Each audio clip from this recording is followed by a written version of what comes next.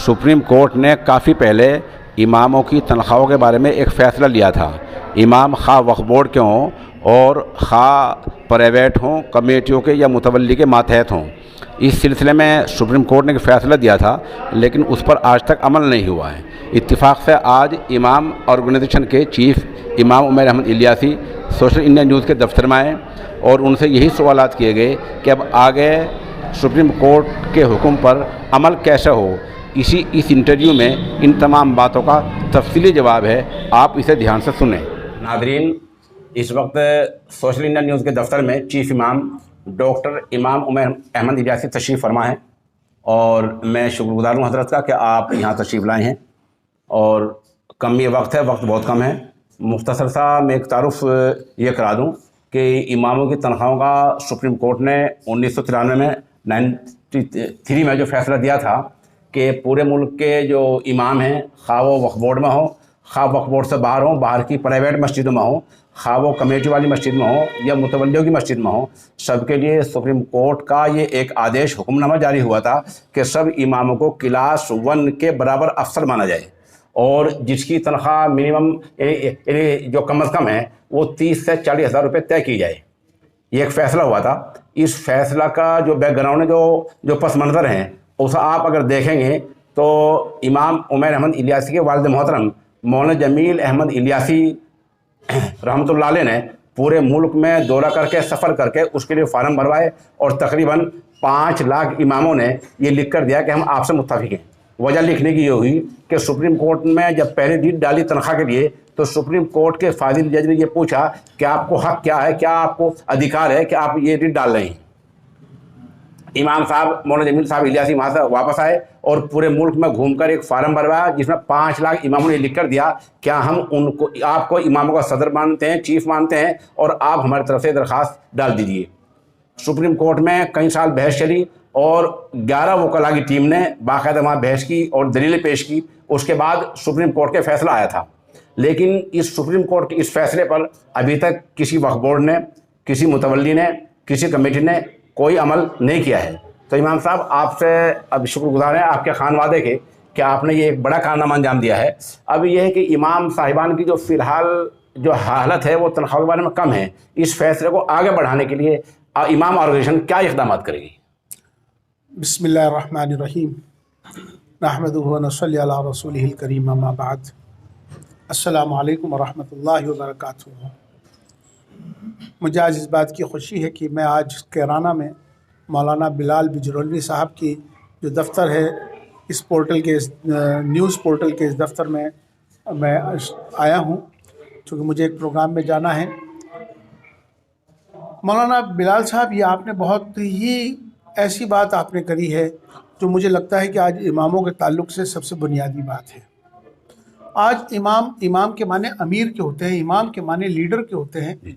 वैसे तो सब इस बात को मानते हैं कि इमाम नायब रसूल है, उसको भी तस्लीम करते हैं, लेकिन अगर उनकी तमाम ज़रूरतों पर जाएं, उनके मसाइल पर अगर जाएं, तो मुझे लगता है कि हमारे माशरे की ये बहुत बड़ी कमी है। इस माशरे की जो कमी है, इसको कौन दूर करेगा, इसको बेहतर कौन बनाएगा? आपने सही फरमाया। हज़रत मौलाना जमील अहमद इलियासी रहमतुल्लाह अलैह, जिन्होंने इस दर्द को समझा, इस दर्द को समझ के इस एहसास उनके जो अंदर आया, उन्होंने जब पूरे हिंदुस्तान का जब सर्वे किया, चूँकि आपने सही फरमाया, सुप्रीम कोर्ट ने कहा कि हम आपको कैसे तस्लीम करें कि आप हिंदुस्तान के तमाम इमामों की नुमाइंदगी कर रहे हैं। तमाम अखबारात के अंदर इश्तहार छपे, तमाम 5 हिंदुस्तान के अखबारों में उन्होंने कहा कि इश्तहार छपने चाहिए और तंजीम रजिस्टर्ड होनी चाहिए। तो 1976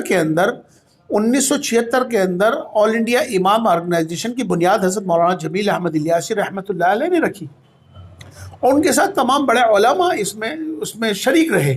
और ये कारवां, एक काम, ये मिशन उनका एक मकसद बन गया अपनी ज़िंदगी का।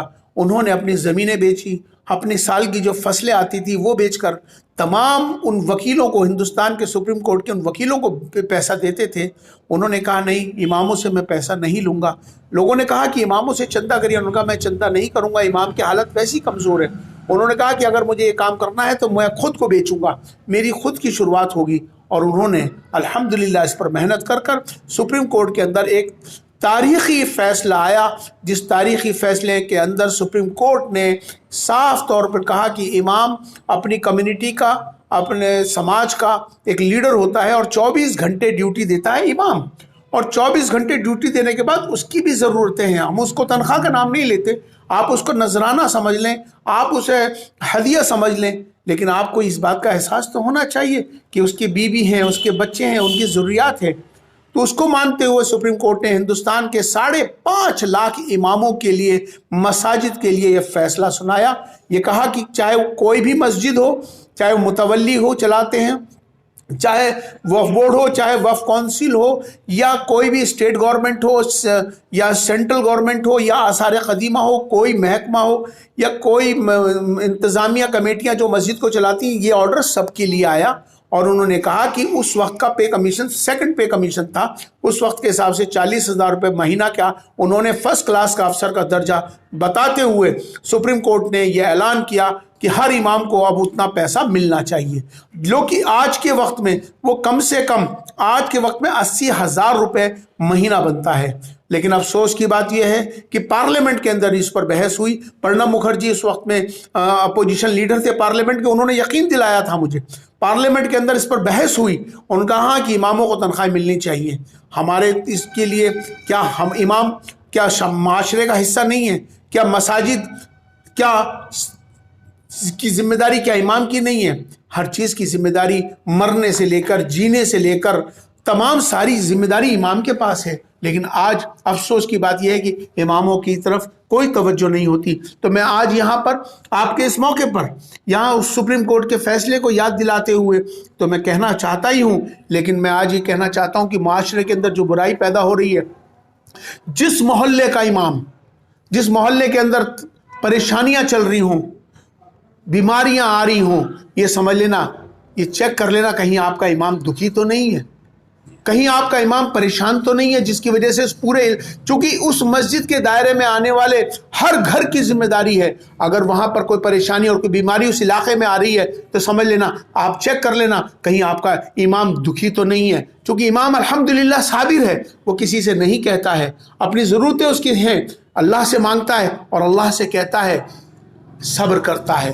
تو کہیں اس کا صبر تمہارے علاقوں پہ تو نہیں پڑ رہا؟ اس کو ذرا سوچئے گا، آپ اس کا احساس کریے. کیا آپ کی زندگی میں یہاں پر ابھی مجھے معلوم ہوا کہ ایک حافظ صاحب نے، ایک امام صاحب نے ایک خودکشی کری صرف اس وجہ سے کہ اس کی ضرورتیں نہیں پوری ہو رہی تھی. ویسے تو حرام ہے، ہمیں میں اس بات کے لیے کہہ رہا ہوں کہ ایک پڑھے لکھے انسان تھے وہ، اللہ تعالیٰ ان کو ان کی مغفرت فرمائے، اللہ ان کے درجات کو بلند فرمائے، اللہ ان کی قبر کو نور سے منور فرمائے.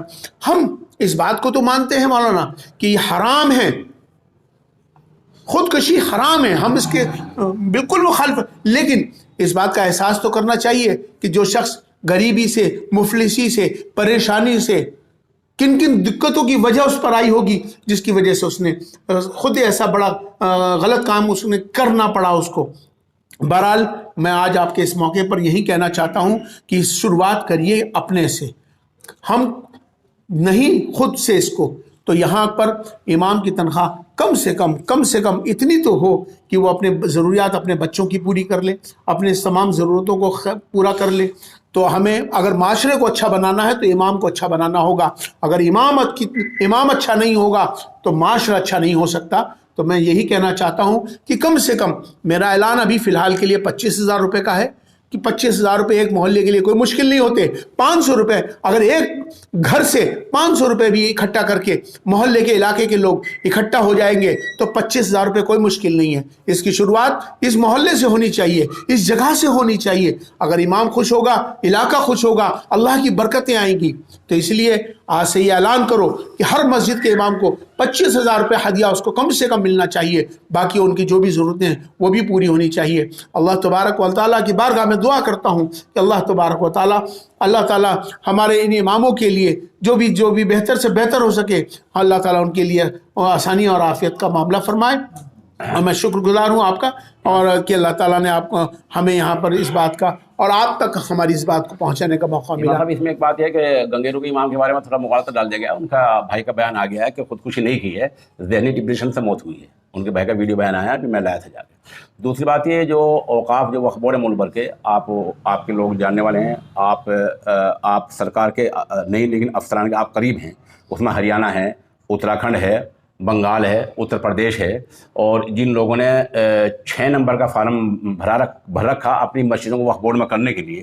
وقف بورڈ مالی جن کے متولی ہیں باقاعدہ, وقف بورڈ مالی مشکلات کا رونا کیا کرتے ہیں کہ ہمارے پاس اتنے پیسے نہیں ہیں کہ ہم اماموں کو تنخواہ دے سکیں. دوسری طرف جو امام کے جو وقف بورڈ کے ملازم ہیں ان کی تنخواہیں 40 سے 50 ہزار 1 لاکھ تک ملتی ہیں. ان کے جو اور کرسی ہیں, میز ہیں, جو ان کا فرنیچر ہے لاکھ روپے کا, وہ سب آ جاتا ہے. وہ کہاں سے آتا ہے؟ وہ اس کام کے لیے کیندری سرکار سے, مرکزی سرکار سے گرانٹ لیتے ہیں, اور سرکار ان کے صوفوں میں, ان کی کرسیوں میں, ان کے کام میں کوئی مداخلت نہیں کرتی, کوئی ہستیکشیپ نہیں کرتی ہے. تو آخر اماموں کی تنخواہ کے لیے وہ مرکزی سرکار سے گرانٹ کیوں لے سکتے؟ کیوں ایسا تنخواہ میں گڑبڑ ہو رہی ہے؟ یہ ایک سوال ہے.